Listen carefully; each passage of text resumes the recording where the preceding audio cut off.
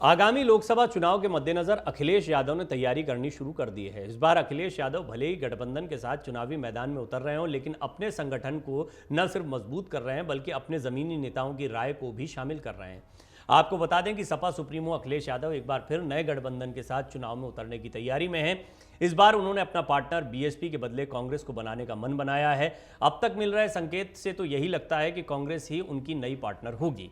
Samajwadi party के अध्यक्ष अखिलेश यादव ने अब अपनी कोर कमेटी की बैठकों में इस पर चर्चा करनी शुरू कर दी है।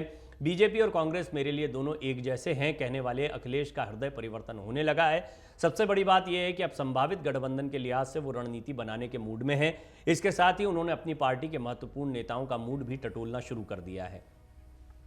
23 जून को पटना में हुई विपक्षी नेताओं की बैठक के बाद से ममता बनर्जी के तेवर पहले जैसे हैं। उनका आरोप है कि बंगाल में बीजेपी से कांग्रेस और लेफ्ट की गुपचुप दोस्ती है। कांग्रेस को लेकर अखिलेश यादव के तेवर भी ममता की तरह ही रहे हैं अभी तक। क्यों गठबंधन चुनना चाहते हैं अखिलेश यादव, ये भी समझने जैसा है।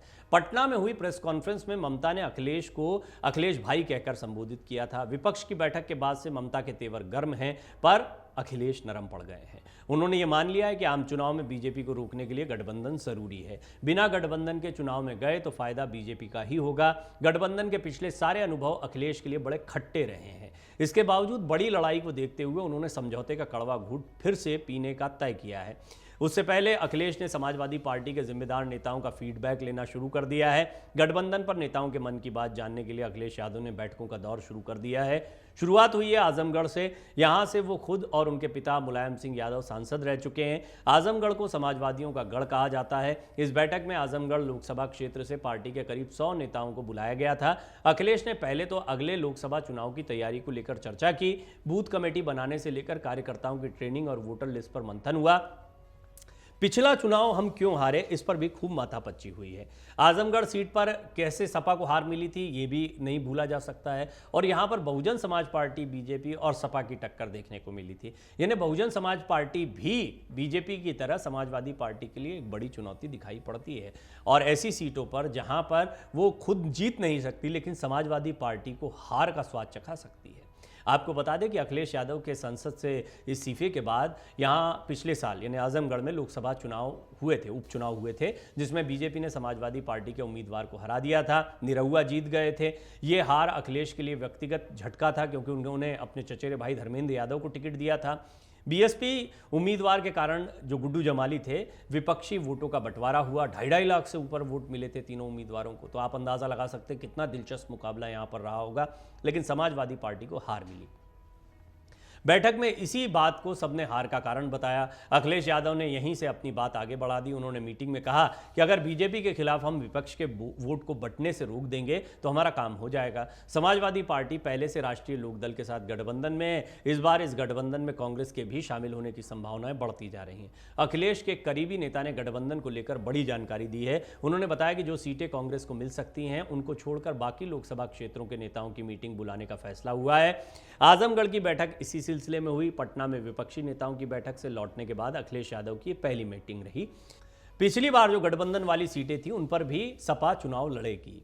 आजमगढ़ के बाद लालगंज लोकसभा सीट के नेताओं की बैठक हुई। लालगंज सुरक्षित सीट है और पिछली बार गठबंधन में यह सीट बीएसपी ने जीत ली थी। इस मीटिंग में भी गठबंधन और विपक्षी एकता को लेकर चर्चा हुई। समाजवादी पार्टी के एक सीनियर लीडर ने बताया कि वो उन सभी 15 सीटों पर चुनाव लड़ेंगे जहां पिछली बार गठबंधन के उम्मीदवार जीते थे। 2019 के आम चुनाव में समाजवादी पार्टी और बीएसपी का गठबंधन था।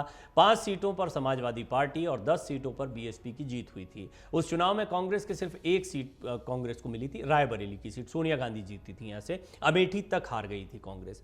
अखिलेश यादव ने गठबंधन को लेकर मन तो बना लिया है, पर असली पेच सीटों के बंटवारे पर होगा। अगर चुनावी नतीजे के आंकड़े को फॉर्मूला बनाया जाता है तो कांग्रेस के हाथ खाली रह जाएंगे। पिछले आम चुनाव में अमेठी में राहुल गांधी, फतेहपुर सीकरी में राज बब्बर और कानपुर में श्री प्रकाश जायसवाल जैसे जो बड़े बड़े चेहरे हैं कांग्रेस के, वो दूसरे नंबर पर रहे थे। जबकि सहारनपुर में पार्टी को 2 लाख से ज्यादा और बाराबंकी में 1.5 लाख से ज्यादा वोट मिले थे। ये वो सीटें हैं जिस पर कांग्रेस की दावेदारी हो सकती है। तो ऐसा नहीं है कि रायबरेली जीते थे, अमेठी जीते थे तो इन 2 सीटों के अलावा हर जगह समाजवादी पार्टी लड़ती दिखाई देगी। कांग्रेस को इस बार बेहतर प्रदर्शन की उम्मीद है, तो वो अपनी बेहतर दावेदारी भी रखेगी, यहाँ पर ज़्यादा से ज़्यादा सीटों पर लड़ना चाहेगी, क्योंकि निश्चित तौर पर ओवरऑल अगर कांग्रेस को अपना प्रदर्शन सुधारना है तो उत्तर प्रदेश में भी ज़्यादा सीटों पर न सिर्फ लड़ना होगा बल्कि जीतना होगा। समाजवादी पार्टी और कांग्रेस के गठबंधन का प्रयोग 2017 के यूपी विधानसभा में फेल रहा था। तब प्रशांत किशोर को कांग्रेस की रणनीति तैयार करने की जिम्मेदारी दी गई थी, पर वो भी गठबंधन को फेल होने से बचा नहीं पाए थे।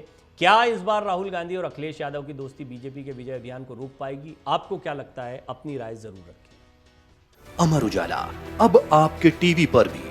अपने स्मार्ट टीवी पर यूट्यूब पर सर्च करें अमर उजाला, चैनल सब्सक्राइब करें और देखें ताजा खबरें, वो भी HD क्वालिटी में। और हाँ, बेल आइकन दबाना ना भूलें ताकि हर खबर हो आपके घर। अमर उजाला, निष्पक्ष, निर्भीक, निरंतर।